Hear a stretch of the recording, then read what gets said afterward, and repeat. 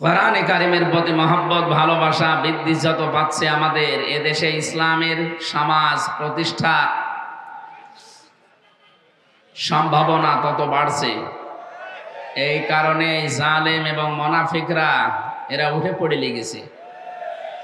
ইয়া আইয়ুহান নাবিয়্যু জাহিদিল কুফফারা ওয়াল মুনাফিকিনা ওয়াগলুজ আলাইহিম ওয়া মাওয়াহুম জাহান্নাম ওয়া বিসাল মিহাদ।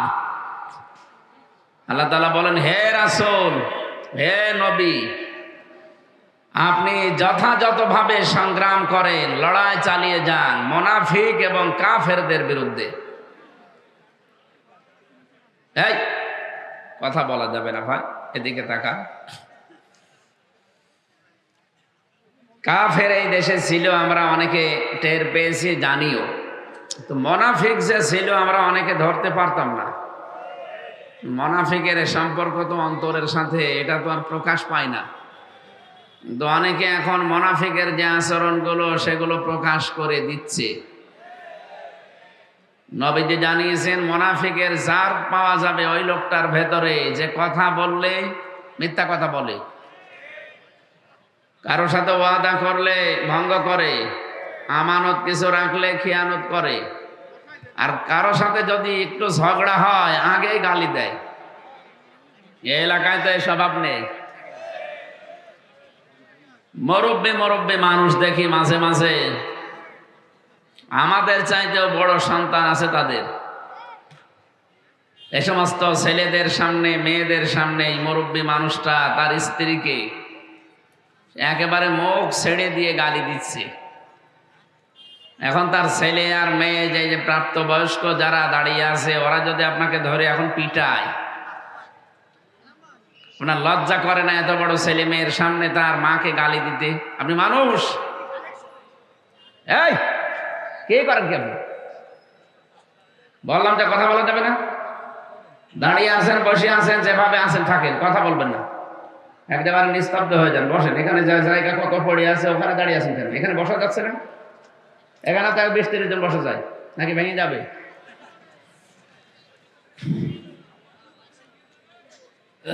এদিক থেকে যেন আওয়াজ না আসে ভাই, আমি হাতে পায়ে ধরে বলছি, কথা বলবেন না। স্ত্রীকে ছেলে মেয়ের সামনে গালি দেন কারা? হাত তোলেন তো। আমার মনে হয় এটা এখানে বলা ঠিক হইল না। এই এলাকায় এরকম মানুষ নেই, আলহামদুলিল্লাহ। মা বোনেরা পর্দার আড়ালে বসে আছে, তারা কিন্তু জানে আপনি গালি দেন কিনা। যদি দিয়ে থাকেন, মনে করবেন যে আপনার ভেতরে মুনাফিকের জার্ম আছে। এই জার্ম দূর করার জন্য এখনই সময়। কারণ মুনাফিক হয়ে যদি কেউ মারা যায়, ও জাহান্নামে যাবে, একেবারে নিচে যাবে। অন্তত অন্য কিছু হয়ে মারা গেলেও তো জাহান্নামে উপরে থাকতে পারতাম। এই জন্য আশা করছি আমাদের যার ভেতরে রোগ আছে, আল্লাহ যেন আমাদেরকে এক্ষুনি বাঁচার তৌফিক দেন। বলেন আমিন। এই জন্য এই একজন আজানের জবাব দিয়ে দেন তো, একজন দিয়ে দেন, আদায় হয়ে যাবে। অনেক মানুষ আমরা দেখতে পাচ্ছি এদেশে কাফের, মুনাফিক যা নাম বলা হয়, দিন দিন কোরআনের প্রতি আকর্ষণ বাড়ছে, আর এদের শত্রুতাও বিভিন্ন কায়দায় রূপ নিচ্ছে। আল্লাহ পাক জানিয়েছেন, ইযা জাআ নাসরুল্লাহি ওয়াল ফাত ওয়া রাআইতান নাসা ইয়াদখুলুনা ফি দীনিল্লাহি আফওয়াজা। যখন আসবে আল্লাহর সাহায্য, তখন আপনি বিজয় দেখতে পাবেন। এই 54 বছর চলছে এই দেশটা স্বাধীন হওয়া, আল্লাহর সাহায্য আমরা পাইনি, এজন্য বিজয়ও দেখতে পাইনি। জুলুমের মাত্রা যখন একেবারে পরিপূর্ণ হয়ে গেছে, আল্লাহ তখন মনে হয় সাহায্য পাঠিয়েছে, আর আমরা বিজয়ও হালকা পাতলা দেখতে পেয়েছি। বিজয় যদি কোনো এলাকায় ইসলামের হয়, তার ভেতরে অন্যতম নিদর্শন এই, আপনি বুঝবেন যে এইটা পেলে বিজয় আসতেছে। ওয়ারাআইতান নাসা ইয়াদখুলুনা ফি দীনিল্লাহি আফওয়াজা। দলে দলে পালে পালে মানুষ ইসলামে প্রবেশ করবে। প্রশ্ন আসতে পারে এতদিন ইসলামে ছিল না? আরে ভাই, নামে ছিল। 96% মুসলমান এদেশে, আমরা অনেকে নামে আছি। কিসে আছি? নামে। ওই মুসলমানই দেওয়া আছে শুধু, অথবা আদমশুমারিতে আছে, ভোটার আইডি কার্ডে আছে, এই এতটুকু পর্যন্ত ছিল। কিন্তু ইসলাম বুঝে, ইসলাম বোঝার পরে মানুষ ইসলামে দলে দলে পালে পালে আসে। এই নিদর্শন এই 54 বছরে আমরা পাইনি, এখন যেটা দেখতে পাচ্ছি। আপনি আগস্টের 5 তারিখের আগের জরিপ দেখবেন, ইন্টারন্যাশনাল জরিপগুলো। সর্বোচ্চ 100 জনের 15 জন মানুষ চাইতো এ দেশে ইসলাম কায়েম হোক, কোরআনের বিধান চালু হোক। মাত্র 100 জনের 15 জন। অথচ এই 5 মাসের ব্যবধানে এই দেশে এখন 100 জনের 58 জন মানুষ চাচ্ছে দেশে কোরআনের বিধান কায়েম হোক। 5 মাসে কি বেড়েছে না কমেছে? কত বেড়েছে আপনি টের পাচ্ছেন? কোরআনের এই আয়াতটা যে 100% সত্য, এটা তার প্রমাণ। দিন যত যাবে আপনি দেখবেন দলে দলে মানুষ ইসলামে আসবে। আন্তর্জাতিক কিছু চাপ আছে, এগুলো যদি আমরা কাটিয়ে উঠতে পারি আমাদের ঈমান এবং আমলের উপরে ভিত্তি করে, আল্লাহর ওয়াদা, আল্লাহ এই দেশে ইসলাম কায়েম করে দেবে ইনশাআল্লাহ। ওয়াদাল্লাহুল্লাযীনা আমানু মিনকুম ওয়া আমিলুস সালিহাত লা ইস্তাখলিফান্নাহুম ফিল আরদ কামা ইস্তাখলাফাল্লাযীনা মিন ক্বাবলিহিম। আল্লাহ তাআলা বলেন, আমি ওয়াদা করলাম। বলেন তো ওয়াদা কার? এটা তো মিথ্যা হওয়ার সম্ভাবনা আছে। হ্যাঁ, আল্লাহ বলেন, ইন্নাল্লাহা লা ইউখলিফুল মিআদ। আমি যদি কোনো ওয়াদা করি কখনো ওটা ভঙ্গ করি না। সরাসরি ওয়াদা করছেন কে? আরো জোরে। আল্লাহ বলেন, আমি আল্লাহ নিজে, ওয়াদাল্লাহ, আমি নিজে ওয়াদা করছি। আল্লাযীনা আমানু মিনকুম, তোমাদের ভেতরে যারা ঈমান আনবে, ওয়া আমিলুস সালিহাত, আর এই দাবি অনুযায়ী যারা আমলে সালেহ নেক কাজ করবে। আমি এই যে আকিজ গ্রুপের মাহফিল ছিল কিছুদিন আগে, এখানে আমলে সালেহের প্রতি একটা ছোট্ট ব্যাখ্যা দিয়েছিলাম। আমলে সালেহ বলতে আমরা অনেকেই মনে করি নামাজ, রোজা, দান, সাদগা, দাড়ি রাখা, এগুলো আমলে সালেহ, ভালো কাজ। আরে ভাই, সালেহ শব্দের শাব্দিক অর্থ হচ্ছে যোগ্য। সালেহ মানে কি? এটা কিন্তু রেকর্ড হচ্ছে, সারা দুনিয়ায় যাবে কালকে। এখানে আমার সামনে মাত্র এই 10,000 মানুষ না, এখন 18 কোটি মানুষ আমার সামনে বসে আছে। যশোরের নাম হয়তো এই রূপদিয়া, যশোর হয়তো বাংলাদেশে চেনে, রূপদিয়া অনেকেই চেনে না। কারিমের অনুষ্ঠানের কারণে কালকে তামাম দুনিয়ায় জানবে যে যশোরে রূপদিয়া বলে একটা জায়গা আছে। আল্লাহর কোরআন যেমন প্রচারিত, রূপদিয়াও প্রচারিত হয়ে যাবে ইনশাআল্লাহ। কি বুঝলেন? সালেহ মানে শুধু নামাজ, রোজা, হজ আর যাকাত না, শুধু জিকির আজগার না, নামাজের পরে শুধু মিষ্টি খাওয়া, এটাই সালেহ না।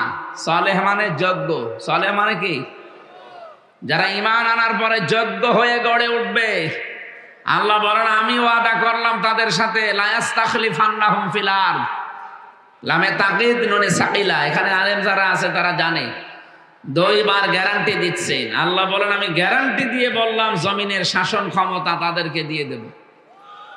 কেমন করে দেব? কামাস্তাখলাফাল্লাযীনা মিন ক্বাবলিহিম, তাদের পূর্বে যেমন দিয়েছিলাম এদের মতো করে দেব।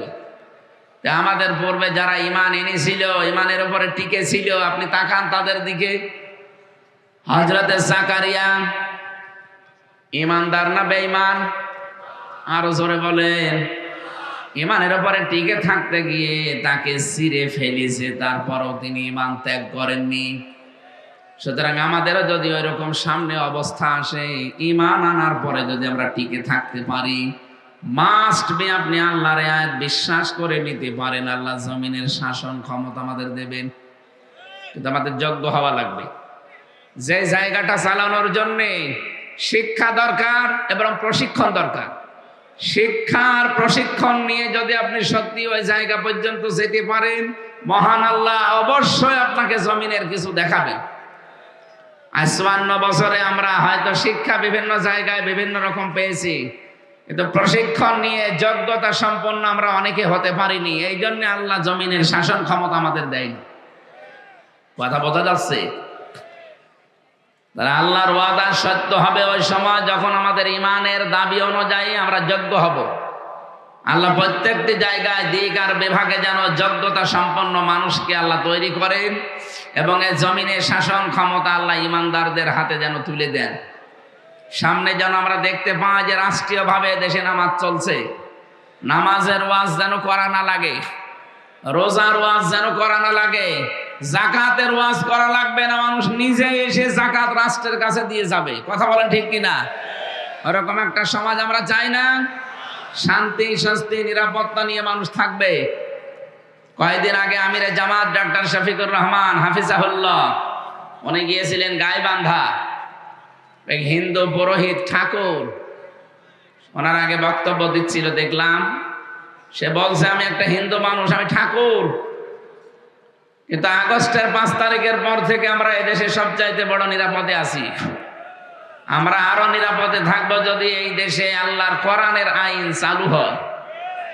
একটা হিন্দু মানুষ বুঝে ফেলেছে, কারণ 54 বছর শুধু এক্সেসে আল্লাহর আইন বাদ দিয়ে মানুষের তৈরি করা নিয়ম নীতি দিয়ে শান্তি তো দূরের কথা, শুধু অশান্তি দিনের পর দিন বাড়ে।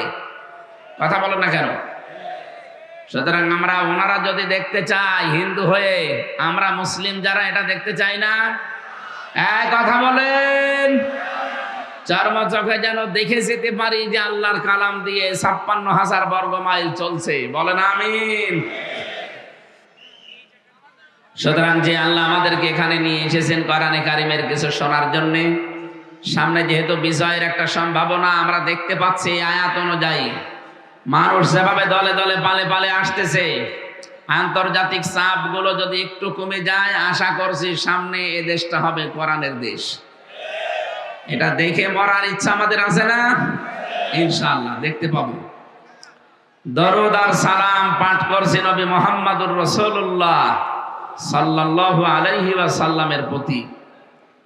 নবীজি একবার পাহাড়ের পাদদেশে হঠাৎ ঘুমিয়ে পড়েছিলেন। বিশ্বনবী লক্ষ্য করে দেখলেন একজন কাফের তরবারি নিয়ে এসে নবীজির মাথার উপরে ডাক দিয়ে বলে, মুহাম্মদ, আমার হাত থেকে তোমাকে কে বাঁচাবে? নবীজি তার স্বভাব সুলভ কণ্ঠে জবাব দিয়ে দিলেন, আমার আল্লাহ আমাকে বাঁচাবে। আমাদের মুখ দিয়ে কিন্তু এই কথা সহসায় অত বিপদে আসার কথা না। কি ওইরকম বিপদে যদি আমরা পড়ে যেতাম, আমাদের মুখ দিয়ে হয়তো বের হয়ে যেত যে কে বাঁচাবে, মানে আপনি আমার বাপ, আপনি আছেন না। নবীজি সহজ সরল ভাষায় যেন তার স্বভাব সুলভ কায়দায় জবাব দিয়ে দিলেন, আল্লাহ আমাকে বাঁচাবে। সঙ্গে সঙ্গে ওর হাত থেকে এই যে তরবারি যেটা, এটা কাঁপতে কাঁপতে গেছে পড়ে। নবীজি তুলে নিলেন, ডাক দিয়ে বললেন, আল্লাহর বান্দা, আমার হাত থেকে এখন তোমাকে কে বাঁচাবে? ওই যে আমাদের মতো জবাব ও দিয়ে দিয়েছে যে আপনি।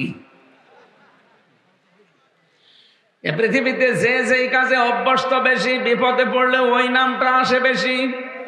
আপনি চলতে ফিরতে গিয়ে দেখবেন হঠাৎ যদি হুসটকে পড়েন, বাবার নাম বের হয়, মায়ের নাম বের হয়। কথা বলে দেখেন, যে মানুষগুলো আল্লাহর জিকির নিয়ে ব্যস্ত থাকে, ওর মুখে কিন্তু বাবা মার নাম পাবেন না, দেখবেন আল্লাহর নামই এসে গেছে। তাহলে আমাদের এই সেহব্বাটা অন্তত ভিজিয়ে রাখা দরকার, বাবা মার নাম নিয়ে না, আল্লাহর। সব সময় আমি নিজে সহ আজকে আমলটা জারি করে দেবেন, যেখানেই থাকেন, চলতে ফিরতে উঠতে বসতে, শুয়ে আছেন, ঘুম আসতেছে না, নারী হোক আর পুরুষ হোক, বলবেন আস্তাগফিরুল্লাহ, আস্তাগফিরুল্লাহ। তাহলে টেনশন থাকে মানুষের মাথার উপরে, বিভিন্ন টেনশন, এগুলো আমার আল্লাহ নিজের থেকে দূর করে দেয়। তাহলে আজকে থেকে সব সময় আমলটা করা যাবে না, যখন সময় পান মনে আসলেই যেন বের হয় আস্তাগফিরুল্লাহ, আস্তাগফিরুল্লাহ। ইস্তেগফারটা আল্লাহর কাছে এত দামি, এত প্রিয়। মানুষ যখন ইস্তেগফার পড়তে থাকে, রব্বুল আলামিন বলেন আমার আরশ পর্যন্ত তার উপরে খুশি হয়ে যায়। ওর মনের ভেতরে যে টেনশন পেরেশানি আছে, এই ইস্তেগফারের কারণে ওইটা আমি আল্লাহ নিজের থেকে দূর করে দেই। বলেন তো হাদিসটা কি 100 ভাগ সত্য না 98 ভাগ? কিন্তু আমাদের জীবনের প্রতিফলন একেবারেই নেই। আন্দাজে বসে আছি, আর মনে হয় কিছুই পড়ি না। না, এইটা পড়বেন, মনে থাকবে ইনশাল্লাহ। আজকে নারী আর পুরুষে এই আমলটা বাড়ি নিয়ে যাওয়া লাগবে, যেখানেই থাকেন। শুধু প্রসাব পায়খানা বাদ দিয়ে, শুধু এই জায়গাটা বাদ দিয়ে যেখানেই থাকবেন সব সময় মুখ দিয়ে যেন আপনি পাক থাকেন, না পাক থাকেন অসুবিধা নেই। না পাক পাকে ভাববে না, আপনি পড়তেই থাকবেন সব সময় আস্তাগফিরুল্লাহ, আস্তাগফিরুল্লাহ, আস্তাগফিরুল্লাহ। হঠাৎ নবীজি দেখলেন এই কাফের সহ চারিদিকে মৌমাছি এক ঝাঁক এসে আমাদেরকে ঘিরে ফেলেছে, গনগন করে আওয়াজ দিচ্ছে। নবীজি ডাক দিয়ে বললেন, মৌমাছিরা আমাদেরকে ডিস্টার্ব করো কেন? মৌমাছিরা ডাক দিয়ে বলে, মাবুদ তুমি আমাদের জবানটা খুলে দাও, নবীজির সাথে একটু সালাম বিনিময় করে জীবনটা ধন্য করি। সঙ্গে সঙ্গে আল্লাহ তাদের জবান মানুষের মতো খুলে দিয়েছে। সিরাতের কিতাবে পড়েছি, নবীজির সাথে ডাক দিয়ে বলে, হে রাসূল আপনি তো গুনগুন আওয়াজ শোনেন, আপনি যখন বিপদে পড়েছিলেন আল্লাহ তো আপনাকে আগেই জানিয়েছে, আল্লাহু ইয়াসিমুকা মিনান নাস, যে আপনি যদি বিপদে পড়েন আপনাকে আল্লাহ নিজে বাঁচাবে। তার বিভিন্ন সৈন্য বাহিনী আছে, তাদেরকে দিয়ে, আমরা তার একটা সৈন্য। বিশ্বনবী দাওয়াতি কাজ শুরু যেদিন করেছিলেন 40 বছর বয়সে, ওই দিন থেকে ইন্তেকাল পর্যন্ত এই 23টা বছরে তাকে 82 বার ইহুদিরা হত্যা করার চেষ্টা করেছিল ডাইরেক্ট। কতবার বলেন বলেন? 82 বার চেষ্টা করেছে ডাইরেক্ট মেরে ফেলার, পারে নাই। ইয়াসিমুকা মিনান নাসের কারণে আল্লাহ যেহেতু গ্যারান্টি দিয়েছেন, হে নবী আমি আল্লাহ আপনাকে বাঁচাবো আপনি যদি আমার কোরআনের প্রচার সঠিকভাবে করেন। বলেন তো বিশ্ব নবী কোরআনের প্রচার সঠিকভাবে করেছিলেন কিনা? বলেন বলেন? এই কারণে আল্লাহ বাঁচিয়েছে। মৌমাছিরা বলে, হে নবী আপনি শুধু গুনগুন আওয়াজ শোনেন, আমরা তো আওয়াজ করি না, আমরা একটা কথা বলছিলাম। কি কথা? আমরা দরুদ পড়ছিলাম। আমাদের ভাষায় এটা তুসাব্বিহু লাহুস সামাওয়াতুস সাবউ ওয়াল আরশু ইলা আখিরিল আয়া। রব্বুল আলামিন বলেন তাদের ভাষা হয়তো তোমরা বোঝো না, তাসবিহুম লা তাফকাহুন, তাদের যে তাসবিহ পাঠ জিকির আজকার এটা শুধু মানুষেরটা বোঝো, বাকি সৃষ্টিরটা তোমরা বোঝো না। কিন্তু দুনিয়ায় এমন কোন সৃষ্টি আমি করি না যারা আমি আল্লাহর জিকিরের অত নেই। এই যে গাছগুলো আপনি মনে করছেন নীরব হয়ে আছে, না, বিকাল বেলা দেখবেন ছায়াগুলো লম্বা করে দিয়ে আমার আল্লাহর জিকির করছে। ওদের জিকিরের ভাষায় ওই রকম। গরুগুলো রাতের বেলা যে জাগর কাটে, মনে করছি ওরা মনে হয় খাবার চিবোচ্ছে, না, ওরা আল্লাহর জিকিরে আছে, ওদের ভাষায় ওই রকম। আল্লাহ আমাদেরকে যে ভাষা দিয়েছেন, আমরা যে কথা বলতে পারি, খালাকাল ইনসানা আল্লামাহুল বায়ান। রাব্বুল আলামিন বলেন মানুষ আমি বানিয়েছি আর তাকে আমি আল্লাহ ভাষা শিখিয়েছি, কথা বলতে সে পারে। পৃথিবীর কোন সৃষ্টি মনের কথাগুলো ভাবগুলো এভাবে আর প্রকাশ করতে পারে না। মানুষ যেহেতু পারে, তারা যেন আমি আল্লাহর নাম নিয়েই ভাষা শুরু করে, অথচ আমাদেরকে ভুলিয়ে দেওয়া হয় আল্লাহর নাম। আজ কত কিছুর নাম আমাদের সামনে চলে আসে, আল্লাহর নাম আমরা সহজে আনতে চাই না। আমি কিন্তু ইঙ্গিত দিলাম, আপনি বুঝেছেন কিনা? এই কথা বলে দেখেন, আমাদের শিক্ষা থেকে শুরু করে আচার ব্যবহার, কথাবার্তারা, লেনদেন, দেখেন আল্লাহর পরিবর্তে অন্য কাউকে আমরা মনে হচ্ছে চাই, আশেপাশে জুড়ে রাখি। আল্লাযীনা আমানু ওয়া তাতমাইন্নু কুলুবুহুম বিযিকরিল্লাহ, আলা বিযিকরিল্লাহি তাতমাইন্নুল কুলুব।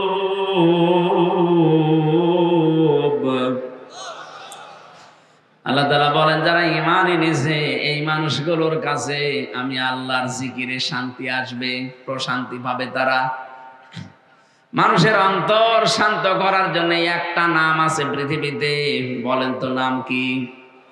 আরো জোরে বলেন। কোন সময় যখন একেবারে কিছুই আপনার হাতে নেই, চিন্তা পেরেশানিতে একেবারে দুনিয়া শেষ হয়ে যাচ্ছে, একটু লম্বা করে সেজদা দিয়ে মনের গভীর থেকে শব্দটা উচ্চারণ করে দেখবেন, অটোমেটিক আল্লাহ যেন অজানা সুখ, অনির্বচন সুখ আপনাকে আল্লাহ দান করবে। কয় মিনিট সেজদা দিয়েছেন জীবনে? হয়তো 1-1.5 মিনিট 2 মিনিটে আপনি উঠে পড়েন, একটা লম্বা সেজদা দিয়ে দেখেন তো আধা ঘন্টা 1 ঘন্টা পরিমাণে আপনি দেখবেন একটা অনির্বচন সুখ পাবেন যদি আপনার অন্তর পরিষ্কার থাকে। নবীজি ডাক দিয়ে বললেন, মৌমাছিরা দরুদ পড়ছিল, এটা তোমাদের ভাষা। কি কি কারণে দরুদ পড়ছিল? এই সময় আমাদের ডিস্টার্ব হচ্ছে, এত আওয়াজ দাও। বারবার বলছিলাম যে আমাদের ডিস্টার্ব হচ্ছে, তুমি আমাদের ভাষা তো তোমরা বোঝো না, কিসের দরুদ বলো দেখি। এই কঠিন মুহূর্তে তোমাদের দরুদের দরকার কি ছিল? মৌমাছিরা জবাব দিচ্ছে, হে রাসূল, তামাম পৃথিবীতে আমরা বিচরণ করি, যেখানে মধু পাই বিভিন্ন ফলে ফুলে মধুগুলো নিয়ে আসি, কিন্তু আমরা জানি যত জায়গায় আমরা মধু পাই না কেন, পৃথিবীর কোন ফুল ফলে এই মধু নেই যে মুখ দিলে মধুটা 100 ভাগ পরিপূর্ণ হয়ে যাবে না।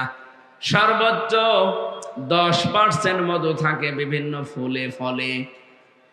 এটাকে 100 ভাগ করার জন্য আমরা নিজের বাসা থেকে অনেক দূর পর্যন্ত চলে যাই। যারা আমরা কাজ করে খাই তাদেরকে শ্রমিক বলা হয়। যিনি ওই চাকের ভেতরে একেবারে মেন দায়িত্বে আছে তার নাম রানী। এরপরে যিনি রানীর কথাবার্তার মতো আমাদের কাছে খবর পৌঁছায় তার নাম পিউপা। এরপরে যিনি দায়িত্বে আছেন গেটে দারোয়ানের তার নাম গার্ড। এই যত এলাকা থেকে মধু সংগ্রহ করে আমরা যাই চাকে, চাকে যাবার পরেই সর্বপ্রথম আমরা গার্ডের কাছে ওইটা দেখাই। গার্ড ওইটা নেওয়ার পরে পিউপার কাছে দেয়। পিউপা ওটা পরীক্ষা করার জন্য তার এই বাসার ভেতরে আধুনিক যন্ত্রগুলো আছে। আপনারা হয়তো শুধু চাক দেখেন, সূরা নাহাল নামে, মৌমাছি নামে আল্লাহ একটা সূরা নাজিল করেছেন, ওর ব্যাখ্যা এগুলো লেখা আছে। ছোট্ট ছোট্ট ওই ঘরের ভেতরে এত যন্ত্রপাতি আছে, সারা পৃথিবীর যেখান থেকেই মুখে করে মধু নিয়ে যাক, সঙ্গে সঙ্গে মধুটা আগে ওই পিউপার কাছে দেওয়া হয়। গার্ড নিয়ে পিউপার কাছে দিয়ে পরীক্ষা নিরীক্ষা করে যদি দেখে যে দিয়ে গেল তার শরীরের কোনো জায়গায় নাপাক লেগে আছে, সঙ্গে সঙ্গে ওকে ধরে পানিশমেন্ট দেবে। রানীর কাছে ডাক দিয়ে বলবে, রানী, আপনার এই শ্রমিক হয়তো কাজ করতে গিয়ে মধু সংগ্রহ করতে গিয়ে নিয়ে এসেছে মধু, এই যে আমি পরীক্ষা করে মাত্র 10 ভাগ মধু পেয়েছি, কিন্তু আশ্চর্যের বিষয়ে এর শরীরের কোন জায়গায় একটু নাপাক লেগে আছে। হ্যাঁ, এখানে শিক্ষা আছে। মৌমাছি ডাক দিয়ে বলছে, যেগুলো মানে শ্রমিক যেগুলো কাজ করে খায় তারা, যে আমরা নিয়ে এসেছিলাম হয়তো এখান থেকে 20 কিলোমিটার দূর থেকে, এমন একটা জায়গায় আমরা বসেছিলাম যে জায়গায় নাপাক ছিল, আমরা টের পাইনি। পিউপা যদি পরীক্ষা করে দেখে যে এর ভেতরে নাপাক ছিল, সঙ্গে সঙ্গে রানীর কাছে পৌঁছিয়ে দেয়। রানী আদেশ দিয়ে দেয়, ওর আর বেঁচে থাকা আর কোনো অধিকার নেই, ওকে মেরে ফেলো। ওই সময় তাকে চাকের ভেতরে মেরে ফেলা হয়। তাফসিরে মুফাসসিরিন ইকরাম লিখেছেন কেন, জবাব দিয়েছেন তারা নিজেরাই। প্রথম কারণে মধুটা তামাম পৃথিবীতে বান্দা বান্দীদের জন্য আল্লাহর শেফা হিসাবে দিয়েছেন। সুম্মা কুলি মিন কুল্লিস সামারাত, আল্লাহ পাক বলেন যত ফল মাকড় আছে, ফল ফুল আছে, এখান থেকে এরা খেয়ে খেয়ে এগুলো নিয়ে আসে। শিফাউল লিন্নাস, মানুষের এগুলো রোগ মুক্তির কারণ হিসাবে আল্লাহ ব্যবহার করেন। যেহেতু মানুষের এই মুখটাকে আমার আল্লাহ জন্মের শুরু থেকে, একেবারে জন্মের শুরু থেকে মায়ের পেট থেকে বের করা পর্যন্ত মুখটাকে পবিত্র রেখে দিয়েছিলেন, না পাক করেন নাই। এই এদিকে তাকান। জন্মের শুরু থেকে একেবারে সেই বীর্য, ওখান থেকে আপনাকে মায়ের পেট থেকে আল্লাহ যখন বের করে দিয়েছে, এর আগ পর্যন্ত আপনার মুখে কোনো নাপাক আল্লাহ লাগতে দেয়নি। কথা বলে না কেন? বিজ্ঞান প্রমাণ করেছে যদি ক্ষুধা লাগে সঙ্গে সঙ্গে মায়ের রক্ত আল্লাহ বন্ধ করে দেয় মাসিক। এই নাভির সাথে নাভির তার জুড়ে দিয়ে নাপাক রক্ত পেট দিয়ে নাভি দিয়ে খাওয়ায়, তারপরও মুখে লাগায় না। আল্লাহ বোঝাতে চেয়েছে বান্দা মুখটা পবিত্র রেখে দিলাম এই কারণে দুনিয়ায় যেন কোনো নাপাক জিনিসে মুখ দিয়ে দিবা না। বলেন তো শুধু পায়খানা এটাই নাপাক? বলেন। হারাম সম্পদ উপার্জন করে ওটা দিয়ে ইলিশ মাছ কিনে খেলি, ওইটাও পায়খানার মতো নাপাক। এদেশে তো এরকম মানুষ নেই। মনে করছে আমি ইলিশ মাছ খেলাম, অথচ ওটা এতিমের টাকা আত্মসাৎ করা। সম্মানিত মা বোন যারা এসেছেন, আপনাদের মাঝখানে আমি 1 মিনিট কথা বলছি, আপনার শক্ত হবেন আজকে থেকে। যার স্বামী, যার বাবা, যার গার্জিয়ান বৈধ বাদ দিয়ে অবৈধ কোনো ইনকামে পা বাড়াবে, আপনি তাকে শক্ত করে ধরে শিক্ষা দেবেন, বলবেন দেখো তোমার যতটুকু ইনকাম আছে তুমি নিজেও দোয়া করো আমাদের জন্য, আমরাও করেছি, এতটুকু নিয়ে আমরা যেন সন্তুষ্ট থাকতে পারি। তাই বলে তুমি হারাম ইনকাম করে 10,000 টাকা তোমার বেতন, প্রতি মাসে 50,000 টাকা তুমি নিয়ে আসো।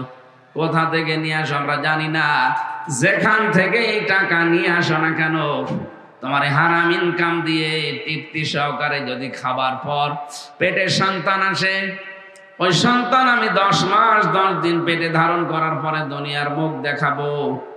তুমি কি জানো একটা সন্তান পৃথিবীতে আনতে কত কষ্ট মায়ের সহ্য করা লাগে? বিজ্ঞান জানিয়েছে মায়ের কষ্ট হয় সন্তান পেট থেকে বের করার সময় 57 ইউনিট। পৃথিবীতে যত বিষয় পাবেন প্রতিটি বিষয় পরিমাপ করার জন্য একটা যন্ত্র পাবেন। এই যে স্টেজটাকে যদি বলে এটা মেপে দেন, এটা মাপ দেওয়ার যন্ত্র আছে না? বলেন।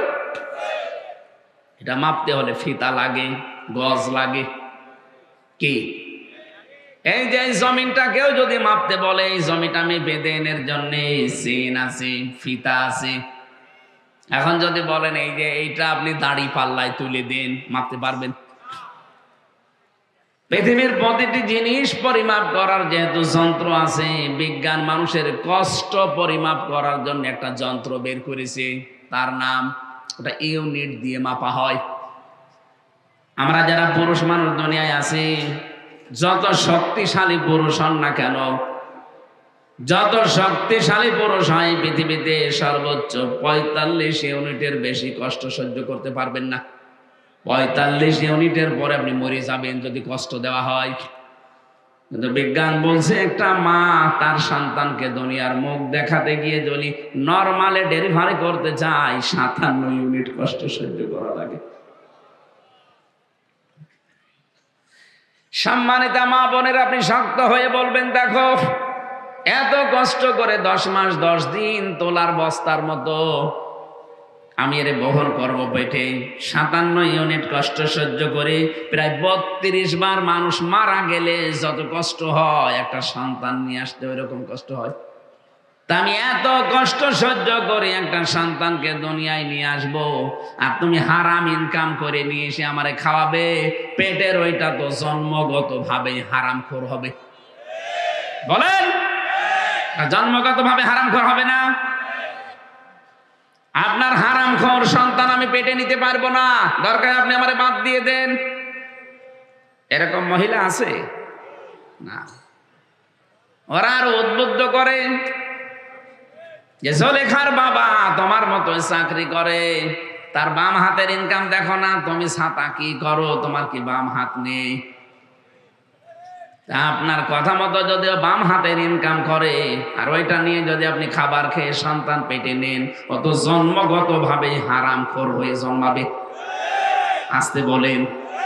আপনার পেট থেকে তো আমরা আশা করি শাহজালাল, আপনার পেট থেকে আমরা আশা করি আব্দুল কাদের জেলানি, আপনার পেট থেকে আমরা আশা করি সাজ্জেদ আবুল আলা মওদুদী রাহমাতুল্লাহ আলাইহি, আপনি পেট থেকে জন্ম দিয়ে দেবেন বিশ্ববিখ্যাত মুফাসসির আল্লামা সাঈদী। আর আপনি কি জন্মাচ্ছেন? এইজন্য পরিবারে যারা আছেন, মা হোক, বোন হোক, বউ হোক, ভাবি হোক, আপনাদের শক্ত হতে বলছি। আমার ম্যাডাম এটা শুনছে, ম্যাডামকেও বলবো আপনিও শক্ত হবেন। আমি যেন বাম হাতের কোনো কিছু নিয়ে অন্তত আপনাকে না দেই। যদিও আর সন্তান হওয়ার সম্ভাবনা আমার নেই, না নেই। আমার 3টা মেয়ে, ডাক্তার রে শেষেরটার বেলায়, ম্যাডাম তো আইসিইউতে ছিল, বাচ্চাটাও ছিল লাইফ সাপোর্টে।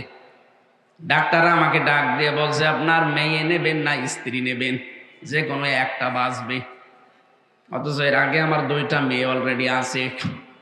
চিন্তা করলাম কয়েক মিনিট যে এখন কি করি। মেয়ে যদি বাঁচাতে চায়, বউ যদি মরে যায়, সাথে বিয়ে নাই আর একটা করা যাবে, কিন্তু এদের এই 3জনকে এখন দেখবে কি? কয়েক মিনিট বললাম ঠিক আছে ডাক্তার সাহেব, ভেতরেও তো চলছিল অপারেশন, ঠিক আছে কয়েক মিনিট সময় দিন। ভেবে চিনতে বললাম না, আপনার 2টায় বাঁচানো লাগবে। ওনারা শেষ পর্যন্ত আমারে বলছে 2টা বাঁচাতে পারি, কিন্তু সামনে আর কোনোদিন আপনার সন্তান হবে না, ওটা কেটে ফেলে দেওয়া লাগবে। দেন, আমার 3 মেয়ে যথেষ্ট, আর লাগবে না। এখন শুধু যা করবো কামাই, সব খাবে জামাই। এই জন্য কামাই মামার প্রতি আমার আর কোনো নেই। কি করবো করি, লোকের ছেলে খাবে সব, সাথে আমি আর কয়দিন, যে কয়দিন বাঁচবো কামাই জামাই করে খেয়ে যাবো, লোকের ছেলে পাই পাক না পাই না। বলেন তো, আমি এই মানুষের জন্যে যা করবো কামাই, সব খাবে জামাই, ওদের জন্য করি, আমার আখেরাত নষ্ট করার কোনো দরকার আছে? আমি আমার 3 পুরুষের পরে সত্যি কথা বলছি, কিন্তু আমি চিনি না।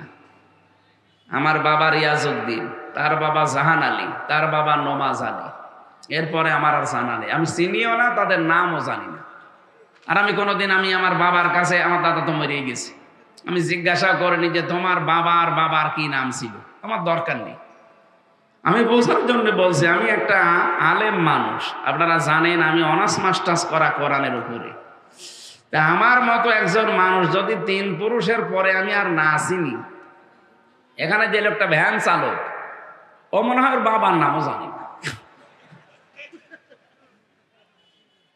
3 পুরুষের পরে যে লোকটা মরে গেছে, নমাজ আলীর বাবা, সে মাত্র 61 বছর আগে মরেছে। আমি হিসাব করলাম, আমার বাবাকে জিজ্ঞাসা করে, মাত্র 61 বছর আগে সে মারা গেছে। সেই লোকটা এখন যদি এসে কুষ্টিয়াতে বলে যে এই 2 তলা বাড়ি আমার, এই ভিটা আমি বানিয়েছিলাম, ওর দাঁত মুখ সব খুলে ফেলবো না? যে ভণ্ডামি করেন আপনি, কিসের নমাজ আলীর বাপ আপনি? আমি তো নমাজ আলীকে চিনি না, কথা বলেন কেন? দেখেন, মাত্র 3 পুরুষের পরে যদি উনি এখন ফিরে আসে, ওনাকে জীবনে আমি দেখিনি। আমার বাবা মনে হয় দেখেছে, এখন ওনাকে আমি দেখিনি, উনিও আমাকে দেখিনি। উনি এখন নিজে অসুস্থ, এই ভিটা কিন্তু ওনারই, কুষ্টিয়ার যে ভিটা, এই ভিটা ওনার না? এক কথা বলেন না কেন? এইটার জন্য উনি ডান হাত বাম হাত দেখেনি, কত কষ্ট স্বীকার করে বিশাল সাম্রাজ্য বানিয়ে রেখে গেল। অথচ এখন সেই লোকটা মাত্র 61 বছর পরে এসে তার নিজের বাড়িতে আর উঠতে পারবে না। হয়তো এখন যদি থাকতেও দেই, বলবো মসজিদে যে থাকেন, সকালবেলা ফোটে। এই হচ্ছে দুনিয়াতে। এদের জন্য আমার বিশাল আখেরাত আমি নষ্ট করব, এটা আমার জন্য বললাম। নারী হোক আর পুরুষ হোক, প্রত্যেকের জন্যে। সম্মানিত মা বোনেরা, আপনি শক্ত হবেন, বলবেন যে না, কোনো হারামখোর আমি পেটে নিয়ে ঘুরতে পারবো না, জন্মগত ভাবে হারামখোর হবে, ওর কাছে আমি সামনে কি আশা করব? সুতরাং যদি এগুলো বন্ধ না করো, আমারে বাদ দিয়ে দাও, আমি অন্য জায়গায় সংসার করব। কথা বলেন না কেন? যশোরবাসী, যেহেতু খুলনা বিভাগে আমারও বাড়ি, সারা বাংলাদেশের 64 জেলার চাইতে এই বিভাগের মানুষগুলোকে এমনি মানুষ হিসাবে স্বাভাবিকভাবে ভালোবাসি বেশি। সেই হিসাবে বড় দরদ নিয়ে বলছি, মা বোনদেরকেও, আপনি আমার হয়তো মা হবেন, বোন হবেন, ভাবি হবেন, ফুফু হবেন, এরকমই কিছু হবেন। বউ তো আর বলা যাচ্ছে না, বউ যা একটাই শেষ। তো এই হিসাবে বলছে আপনাদেরকে আমি আপন মনে করি, সত্যি কথা শোনাচ্ছি, কেউ কারো না। যার জন্য যা করে যাচ্ছেন সত্যি কিন্তু এই আমার মতো 3 পুরুষের পরে আর চিনবে না। সুতরাং আমার বিশাল জীবন পড়ে আছে, জীবনটা যেন আমি নষ্ট করে না ফেলি। কোরআনের সামারাইজ বক্তব্য কিন্তু এটাই, ওয়ামাল হায়াতুদ দুনিয়া ইল্লা মাতাউল গুরুর। বলেন আল্লাহু আকবার। রাব্বুল আলামিন জানিয়েছেন, হে পৃথিবীর মানুষেরা, বারবার এই আয়াতটা আমি কোরআনে পেয়েছি, দুনিয়ার জীবন কিন্তু ধোঁকা। কে বলছে? বলেন বলেন। যে কথাটা তুলেছিলাম এ পর্যন্ত বলার জন্য, একটা মা এত কষ্ট সহ্য করছে যে সন্তানের জন্য, এই সন্তানটা পৃথিবীতে আনতে যদি তার 57 ইউনিট কষ্ট সহ্য করা লাগে, যেটা 32 বার মরণের যন্ত্রণার সমান, সেই মা কোন কারণে এখন আপনার হারাম ইনকাম মেনে নেবে? এই জন্য আমরা যারা পুরুষ মানুষ আছি আমাদেরও হেফাজত হওয়া লাগবে। এই মুহূর্তে আমাদের সংশোধনের সময়। সম্মানিত ভাইরা, সম্মানিত মা বোনেরা, মৌমাছিটা কিন্তু এই কথাই জানাতে চেয়েছে যে আমরা যদি কোনো নাপাক জিনিস মুখে করে নিয়ে আসি, অবশ্যই আমরা মুখে নাপাক জিনিস নিয়ে আসি না, মুখে নিয়ে আসি আমাদের মধু, আর পায়ের সাথে থাকে আমাদের হয়তো কোনো নাপাক জায়গায় যদি বসে যায়, সঙ্গে সঙ্গে রানীর অর্ডার মতো আমাদেরকে আর বাঁচতে দেয় না। সে জানিয়ে দেয় যে এই মধু আল্লাহর বান্দারা খাবে শেফার কারণে, মুখ দিয়ে। মানুষকে দিয়ে খায়, বলেন বলেন। তাদের শেফার কারণে আল্লাহ মুখ দিয়ে খাওয়ানোর ব্যবস্থা করেছে। এই মধু আমাদের মাধ্যমে এটা উপার্জন হয়, ব্যবস্থা হয়। আর তুই নাপাক জায়গায় বসলি কোন কারণে? ধরার বেঁচে থাকার কোনো অধিকার নেই, তখন তাকে মেরে ফেলে। তখন মৌমাছিরা নবীজি গান জানিয়েছিল, হে রাসূল, আপনাকে আমি আশ্চর্য একটা কথা শোনাই। আমরা যে গুনগুন করছিলাম কেন জানি না, মনে আছে আপনাদের? কেন গুনগুন করছিলাম আপনারা জানেন? কারণ যত জায়গা থেকে আমরা মধু নিয়ে আসি পৃথিবীতে মাত্র 10 ভাগের বেশি মধু আমরা পাই না। কিন্তু 100 ভাগ না হলে ওই পেউপা ওই গার্ডের মাধ্যমে নেবেও না, চাকে রাখতেও দেবে না, সারা জীবন মুখে করে বহন করা লাগবে। নবীজি বললেন, তাহলে করো কি এগুলো? মৌমাছিরা ওই সময় জবাব দিয়েছে, হে রাসূল, আমরা এই 10 ভাগ মধু দুনিয়ার যেখান থেকে নিয়ে আসি না কেন, আসার পরেই নিজের চাকের সামনে দাঁড়িয়ে এই মধুটা মুখে নিয়ে তো আপনার নামে 10 বার দরুদ পড়ি, 10 বার আপনার নামে সাল্লাল্লাহু আলাইহি ওয়াসাল্লাম, সাল্লাল্লাহু আলাইহি। আমাদের ভাষা, কিন্তু ওদের ভাষা হয়তো আলাদা, যেটা আমরা বুঝি না। এই যে ঘাসের ভাষা বুঝলাম না, গাছের ভাষা কি? তারাও জিকির করছে কিন্তু লম্বা করে ছায়া দিয়ে। গরু জিকির করছে জাগড় কেটে। পৃথিবীতে এমন কোন জীব নেই, এমন কোন প্রাণী নেই যার ভেতরে আল্লাহর জিকির নেই। আর যতক্ষণ শুকিয়ে না যায়, যদি শুকিয়ে যায় তখন জিকির বন্ধ করে দেয়। এই জন্য কাঁচা পাতা বিনা কারণে ছিঁড়বেন না। যতক্ষণ কাঁচা আছে ততক্ষণ জিকির করে, কাঁচা পাতা ছিঁড়ে ফেললে জিকির বন্ধ হয়ে যায়।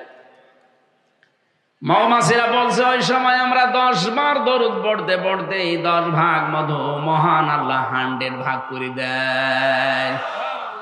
তখন আমরা এটা চাকে রাখার অনুমতি পাই।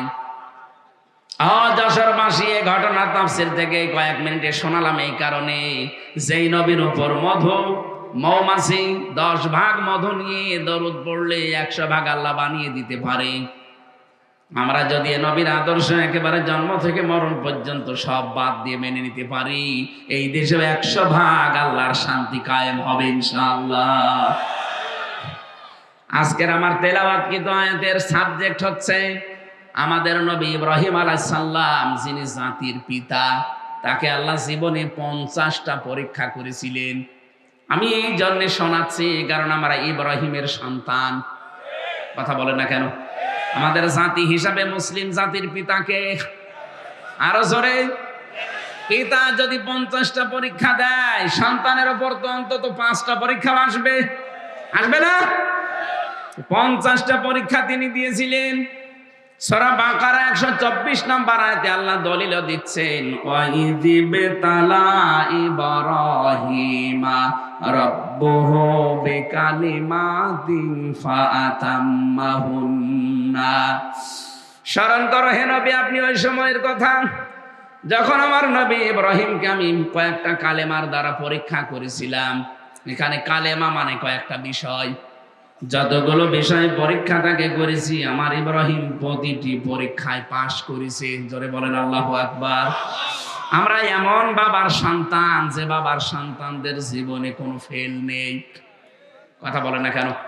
সুতরাং সামনে যত কঠিন পরিস্থিতি আসুক, ইব্রাহিমকে যারা জাতির পিতা মেনে নিয়েছেন দুনিয়ায় একদিকে চলে যাবে যেন ফেল না হয়, সেই সময় কিন্তু সামনে আসতে পারে। এই কথা বলেন,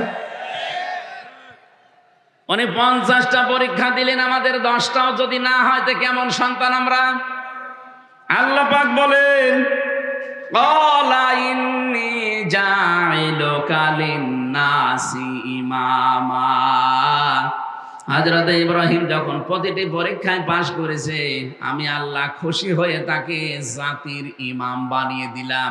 এখানে জাতি মানে শুধু মুসলমান না, লিন-নাসি ইমামা, মানুষ পদবাচ্চে যারা বিবেচিত সবার জন্য আমি আল্লাহ তাকে নেতা বানিয়ে দিলাম। হযরত ইব্রাহিম ওই সময় প্রশ্ন করে, এই রাজনীতির গন্ধ না খুঁজে আপনি কোরআন থেকে মিলান। ওই সময় হযরত ইব্রাহিম প্রশ্ন করেছিলেন ক্বালা ওয়া মিন যুররিয়াতি, হে আল্লাহ এই যে নেতৃত্ব দেওয়া রাজনীতি করা এটা কি শুধু আমি একাই পেলাম নাকি আমার উম্মত যারা হবে আমার সন্তানাদি যারা দুনিয়ায় আসবে কিয়ামত পর্যন্ত তারাও কি এই দায়িত্ব নিতে পারবে? আল্লাহ পরের শব্দে সাফ জবাব দিয়েছেন ক্বালা লা ইয়ানালু আহদিজ জালিমিন। ইয়ানালু এটা মোজারে, বর্তমান ভবিষ্যৎ, প্রেজেন্ট ফিউচার। আল্লাহ বলেন ইব্রাহিম সাফ কথা, আমার তোমার সন্তান আদি কিয়ামত পর্যন্ত যারা আসবে দুনিয়ায় তারাও নেতৃত্ব দিতে পারবে, তারা নেতা হতে পারবে, তারা জনগণের উপরে দায়িত্বশীল হতে পারবে, কিন্তু যারা জালেম তাদের জন্য আমার কোনো অঙ্গীকার নেই। এই আয়াত দিয়ে প্রমাণ হয়, আমি যত তাফসীর পড়েছি সব মুফাসসির বলেছেন জালেমদের জন্য রাজনীতি করা হারাম। অথচ বড় বড় জালেম ছিল রাজনীতিবিদ এই দেশে। বলেন, যে যত বেশি জনগণের উপরে জুলুম করেছে সে তত বড় দায়িত্ব পেয়েছে। আগামীতে এইটা আর হবে না। কে কথা বলেন না কেন? আগামীতে এই সুযোগ আর পাবেন না। আমেরিকার সিস্টেমে নির্বাচন হচ্ছে বাংলাদেশের সামনে, যে যতটুকু সংখ্যা গরিষ্ঠতা পাবে সে সংসদে অতটুকু কথা বলতে পারবে। তখন একা একা আর মস্তানি করার সব আপনার মিটে যাবে। আমেরিকার কিন্তু সিস্টেম এইটা। আমি বিশ্বের বহু দেশে ছোট বয়সে গিয়েছি, সিঙ্গাপুর, মালয়েশিয়া, থাইল্যান্ড, ইন্দোনেশিয়া, এরপরে মালদ্বীপ, বাহরাইন, সৌদি আরব, ভারত, যতগুলো রাষ্ট্র ঘুরলাম এই দেশের মতো এত নোংরা রাজনীতি আমি পাইনি। কতদিন সেখানে থাকতাম, 1 মাস, 1.5 মাস, 2 মাস করে ঘুরে আসতাম। কই এত নোংরা রাজনীতি তো ওই সমস্ত দেশে আমি পেলাম না। আমাদের দেশটাও মডেল হয়ে দাঁড়াবে।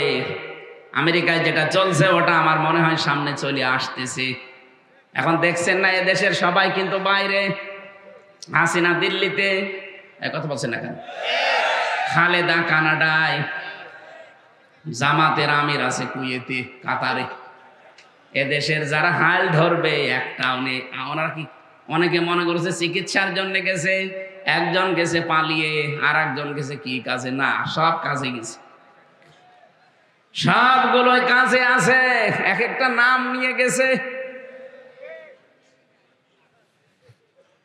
বাস্তবতা হয়তো আপনারা জানেন না, ভেতরের খবর আমি গোয়েন্দাদের সাথে খবর রাখি, আমি দেখেছি সর্বোচ্চ দায়িত্বে যারা আছে দেশের গোয়েন্দা, ওনারা সেদিন বলছিল যে হামজা ভাই আমরা শুধু আগস্টের 5 তারিখের পর থেকে দেখতেছি যে কে কে কাজ কেমন কি করে। যেহেতু সামনে আমেরিকার মতো ওই সিস্টেমে যদি নির্বাচন হয় তাহলে যে যত বেশি সংখ্যাগরিষ্ঠতা পাবে, সিট পাবে, সে সংসদে ওই রকম ভূমিকা রাখতে পারবে। তো সেই হিসাবে আমরা দেখতেছি এই দেশে মানুষের আচরণ কারটা কেমন। অনেকেই কিন্তু 5 তারিখের পর থেকে বাবা শাহজালাল সব হালাল বলে লেগে পড়িস। সেদিন শুনলাম নারায়ণগঞ্জের বন্দরে রাত 12:30টার পরে উনি চাঁদা চাইতে গেছে, পরের দিন পুলিশে ধরেছে, বলছে আমি 12:30টার পরে রাত্রে গেলাম, আপনারা টের পেলেন কি করি?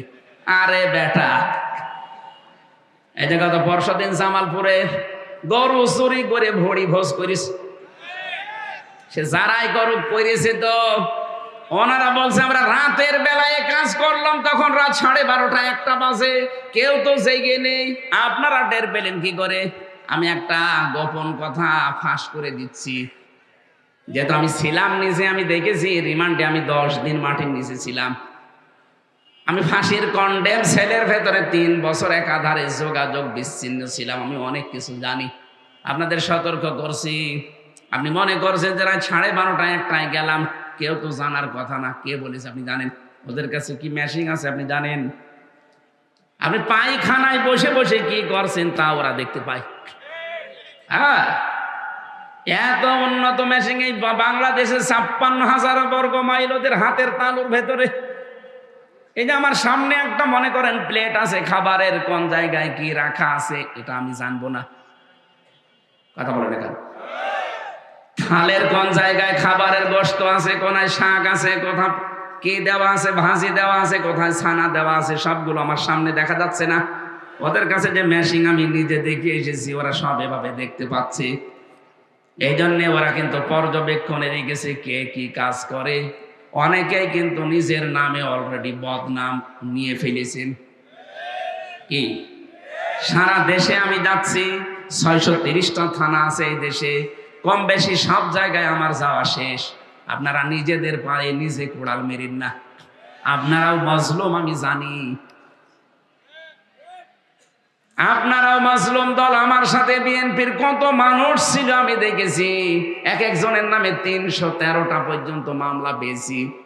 একজন বিএনপির নেতার নাম শুনলাম, তিনি আমার পাশে ছিলেন, তার মামলা 556টা। আমার মাত্র 2টা মামলায় যদি জীবন এলোমেলো হয়ে যায়, যার 556টা মামলা, ও কবে জামিন পাবে, কবে বের হবে, আর কবে হাজিরা দেবে? কি করেছে জালেমরা বলেন তো? অথচ সেই মাজলুম দলটাকে আপনি ডোবানোর জন্য অনেকে চেষ্টা করছেন। আপনি একটা নাফরমান, একটা বেঈমান। শহীদ রাষ্ট্রপতি জিয়াউর রহমান তিল তিল করে দলটা গড়ে তুলেছিল আপনাকে দিয়ে নষ্ট করার জন্য না। এই জন্য যারা এই কাজগুলো করবে, সে যেই হোক, যদি জামাত ইসলাম করে, যদি বিএনপি করে, যদি ইসলামী যতগুলো দল আছে, যে কোনো দলের নাম নিয়ে কেউ যদি চাঁদাবাজি করে, যেখানে করবে সব এক জায়গায় হয়ে যাবে। জোতা দিয়ে পিটাবেন দরকার হয়। কোন দল সাপোর্ট করে না যে চাঁদাবাজি করুক, কথা বলে না কেন? এরা নিজেদের সাথে করে দলীয় কায়দায় নাম দিয়ে দেয় যে বিএনপির অমক, জামাতের অমক। কে বলেছে আপনাকে? তারেক রহমান সরাসরি ঘোষণা দিয়েছে, চাঁদাবাজ দুর্নীতিবাজ কাউকে ধরতে পারলে সরাসরি পিটিয়ে পুলিশে দিয়ে দেবে। কোন বাবা বাঁচাবে আপনাকে? কত মানুষ তো যায়, যশোরে যান, 4 দেওয়ালের মাঝে পড়ে আছে। একবার যদি আপনাকে ওই জায়গায় দেয় না, কোন বাপ খবর নেবে না। এই যে পাশের জেলা খুলনা, বিশ্বজিৎকে যারা হত্যা করেছিল, ওর একটা ছেলে আমার সাথে ছিল, শাওন। ও মার্ডার মামলার আসামি, এই হিসাবে ওর ফাঁসির রায় ছিল, এখন যাবজ্জীবন দিয়েছে, 30 বছর জেল খাটবে। মাঝে মাঝে আমার ওই কন্ডেম ছেলে এসে বলতো, ভাই ভুল করে ফেলেছি। ছেলেটা আমারে বারবার বলছিল যে কিসের জামাত, কিসের শিবির, আমি তো মুসলমানই না। আপনি যদি বিশ্বাস না করেন আমার জিনিসপত্র দেখেন। তারপরও আমরা মানি নাই, ওকে কোপের ওপরে কোপ দিয়ে শেষ করে দিয়েছি। কিন্তু এখন কি হলো, আমার মা বাবা এখন আমার আর খবর নেয় না। আমার যাদের কথা মতো এই কাজ করেছিলাম আবেগে, তারাও এখন আর খোঁজ নেয় না। এখন আমার এই যে 30 বছর জেল খাটা লাগবে, কিছুই করার নেই। জেলখানায় যারা থাকে, যেহেতু যশোরের জেলখানা আরো কঠিন, বাংলাদেশে 3টা জেল সবচাইতে বড় মারাত্মক জেল, রাজশাহী, যশোর আর ওই যে কাশেমপুরের হাই সিকিউরিটি জেল। এখানে বড় বড় আসামিদেরকে রাখা হয়, যারা 25 বছর, 30 বছর, 40 বছর, 50 বছর পড়ে আছে, যাদের 100, 150, 200 বছর জেল। হ্যাঁ, আমি মকিন গাজীরকে পেয়েছিলাম, বললাম ভাই কয় বছর আপনার জেল? বলছে 167 বছর। 167 বছর জেল। ও একবার মরে কব্বরে যাবে, আর একবার জিন্দা হবে, আবারও জেল খাটবে, তাও শেষ হবে না। কথা বলেন না কেন? একজনের জেল শুনেছিলাম 250 বছর, ওই যে যেটা মরে গেল শাহজাহান জল্লাদ, ওর প্রথম দিন যে আমি পেয়েছিলাম ঢাকার এই কেন্দ্রীয় কারাগার, এত বড় বড় মোষ, জল্লাদ তো জল্লাদের মতোই। প্রথমে এসে আমার সালাম দিয়ে বলছো, হুজুরের ভেতরে তো অনেক টিভি আছে, এখানে ওই যে মেমোরি কার্ডে ওয়াজ ভরে নিয়ে এসে আমাদেরকে শোনানো হয়। তা আপনারা আমি চিনি, আপনি না আমির হামজা না? না। আপনার নাম কি? বলছে শাহজাহান জল্লাদ ভুইয়া। ও চেহারা দেখে আমি অজ্ঞান হয়ে যাওয়ার মতো, ওরে বাবা, এই লোকটাই তো ফাঁসি দেয়। আমার সামনে কতগুলো মানুষ, প্রায় 12-13 জনকে ফাঁসি দেয়া দেখলাম আমার এই চোখের সামনে। একটা জীবিত মানুষ নিয়ে 1 মিনিট পরে সে লাশ হয়ে যাবে। একটা করে ফাঁসি দিলে নাকি 4 মাস করে জেল মাফ হয়, এই জন্য ও এই কাজ নিয়েছিল। ওর ওই রকম জেল ছিল, সে রাষ্ট্রপতির ক্ষমায় মনে হয় মাপ পেয়ে বের হয়েছিল, বেরিয়ে তো টিকতে পারলো না, কিছুদিন পরে মরে গেল। ভেতরে তো অনেক খাবার পেত।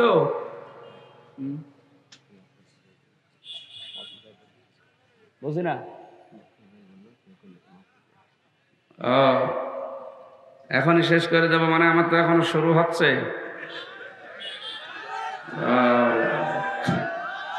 সম্মানিত ভাইরা, আমরা আমাদের পিতা, জাতির পিতার 50টা পরীক্ষার কথা বললাম না? এই যশোরে আর মাহফিল আছে? আর যশোর কোথায় আছে তাও তো জানি না। এখানে সূরা বাকারার 124 থেকে 131 নাম্বার আয়াত পর্যন্ত বাড়ি যেয়ে এখন লিখে নেবেন, মোবাইলে তুলে নেবেন, প্রত্যেকে পড়বেন যারা লেখাপড়া জানেন। এখানে 50টা পরীক্ষা। আমাদের বাবাকে যদি আল্লাহ করে সন্তান হিসাবে, অন্তত 5টা পরীক্ষা হবে না? ওনার পরীক্ষা ছিল জীবনে 50টা, ইমান সম্পর্কে 10টা, আমল সম্পর্কে মানে কাজ সম্পর্কে 30টা। এই কাজের ভেতরে আবার 3 ভাগ। সূরা তাওবার 112 নম্বর আয়াতে আছে 10টা, সূরা মুমিনুনের 101 থেকে 10 নম্বর আয়াত পর্যন্ত আছে আরো 10টা, সূরা আহজাবের 35 নম্বর আয়াতে আছে আরো 10টা, এই 30টা, আর এই ইমানের 10টা, 40টা। এরপরে ফিতরাত বা স্বভাব সম্পর্কে 10টা, এটা মারিফাতুল কোরআন আর তাফসিরে হাক্কানি, তাফসিরে ফি জিলালিল কোরআন, এগুলো থেকে আমার এই তথ্যগুলো নেওয়া। ওনাকে যে পরীক্ষাগুলো নিয়েছেন কত কিছু আমি নোট করেছিলাম না, এখন আর সময় দিতে পারছি না। ওই মাহফিল থেকে মনে হয় ওরে কল দিচ্ছে যে নিয়ে আসেন, ওখানে তোমার 9টায় ওঠার কথা, সাতক্ষীরা 1 ঘন্টা লেগে যাবে যাওয়ার সময়, আমাদের 1 ঘন্টা 5 মিনিট হয়ে গেছে। আগামী থেকে আবার একটা একটা করে মাহফিল নেব। আমি আপনাদের কথা দিয়ে যাচ্ছি, সামনে এইভাবে ঢালাও ভাবে আর অনুষ্ঠান নেব না। এক জেলায় সর্বোচ্চ হয়তো 2টা, এই আকিস গ্রুপের এইটা, আর এখান থেকে ওই বেনাপোল অথবা বাঘারপাড়া একটা, এই পুরা জেলা মিলে 2-3টা দিয়ে শেষ করে দেওয়া লাগবে। সারা দেশে যেহেতু যাওয়া লাগছে, আল্লাহুম্মা আমিন। লা হাওলা ওয়ালা কুওয়াতা ইল্লা বিল্লাহিল আলিয়্যিল আযীম। আল্লাহুম্মা গফিরলি ওয়ারহামনি ওয়াহদিনি ওয়াফিনি ওয়ারযুকনি ইয়া রাব্বাল আলামিন। আল্লাহ তাআলা তোমার বান্দারা কি সুন্দর করে সাজিয়েছে। আল্লাহ তাআলা যেভাবে আমরা আরম্ভ করেছিলাম, কয়েক ঘন্টা আমরা চালালেও কেউ চলে যেত না। কোরআন শোনার জন্য তোমার বান্দারা এত পাগল, এদেরকে তুমি কোরআনের হেদায়েত দিয়ে দাও। আজকের মাহফিলের সওয়াবগুলো আমাদের নবীজির রওজায় পৌঁছিয়ে দাও।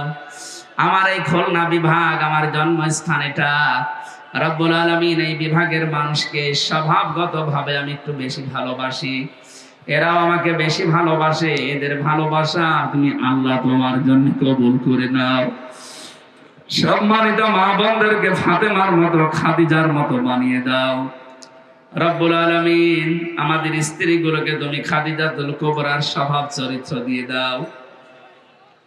জান্নাতের ভেতরে যেন স্বামী স্ত্রী আমরা প্রত্যেকেই পাশাপাশি একাধারে থাকতে পারি, সেই ব্যবস্থা করে দাও। মাহফিলের জন্য যারা শ্রম দিল, টাকা পয়সা দিল, বিশাল আয়োজন কি সুন্দর করে যারা সাজিয়েছে, আল্লাহ তাআলা যে মানুষগুলো কোরআনের জন্য খরচ করে, এদের জীবনের অভাব তুমি দূর করে দাও। এদের কোনো রোগ শোক দিও না, যেগুলো আছে শেফায়ে কামেলা আজেলা করে দাও। কত মহিলারা এসেছে তারা রোগী, আল্লাহ তুমি রোগগুলো ভালো বানিয়ে দাও। মাটির নিচে যারা শুয়ে আছে কোরআনের ইজ্জতে মাফ করে দাও। আল্লাহুম্মা গফিরলি ওয়ারহামনি ওয়াহদিনি ওয়াফিনি ওয়ারযুকনি ইয়া রাব্বাল আলামিন। যখনই মরণ আসবে, মরতে আমাদের চিন্তা নেই, দুঃখ নেই, কিন্তু আমরা কালেমা নিয়ে মরতে চাই। মরণ আসলেই যেন পড়তে পারি লা ইলাহা ইল্লাল্লাহু মুহাম্মাদুর রাসূলুল্লাহ। আসসালামু আলাইকুম।